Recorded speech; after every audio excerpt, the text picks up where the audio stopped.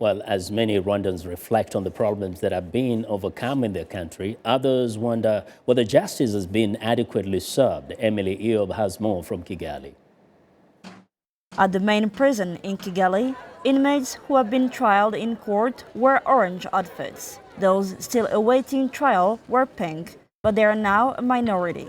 In the immediate aftermath of the 1994 genocide, in which 800,000 Tutsis and moderate Hutus were slaughtered in 100 days, there were 120,000 people accused of having taken part in the killings. In those first years, all those accused were to be brought before the national court system, remembers Belinda Anastasi, coordinator at the Ministry of Justice. We calculated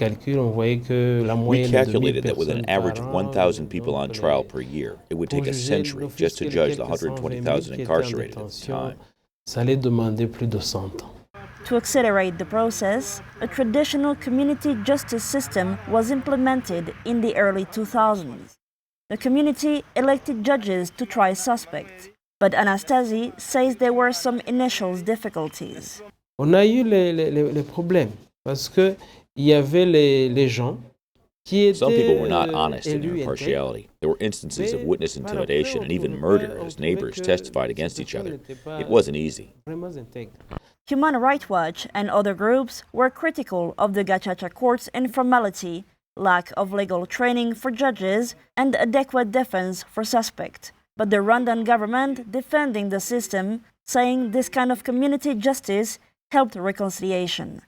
To aid that process, a 2008 law also reduced sentences for convicts who showed remorse and apologized for their crimes. Genocide Survivors Association Secretary Naftal Aisha Kiye says this was very important for the survivors. As survivors, we benefited from Gacaca many things. One is the truth, because during Gacaca, we knew what was happening to us, to our family members. The Gacaca court were closed in 2012.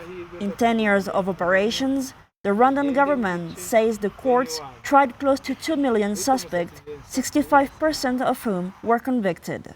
To try the leaders of the genocide, the United Nations in 1994 set up the International Criminal Tribunal for Rwanda, based in Arusha, Tanzania.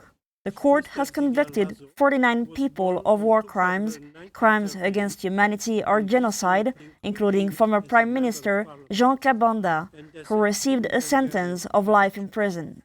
Survivors groups were not happy with all of the ITCR's decisions. Naftal Aisha Kiye says the acquittal of 2 generals ignored critical testimony. As survivors, we have information. We know very well those people and their position during the genocide. It's the reason why we say the ICTR ignored some facts. Human Rights Watch has criticized the Arusha court for being unwilling to prosecute members of the RPF, Rwanda's ruling party. The ICTR is due to close down at the end of the year. Emilie Iob, for VOA News, Kigali. We want to know what you think about Africa 54 and the stories we covered during the conversation on Facebook. The address is Africa 54. And check out our headlines 24/7 on voaafrica.com.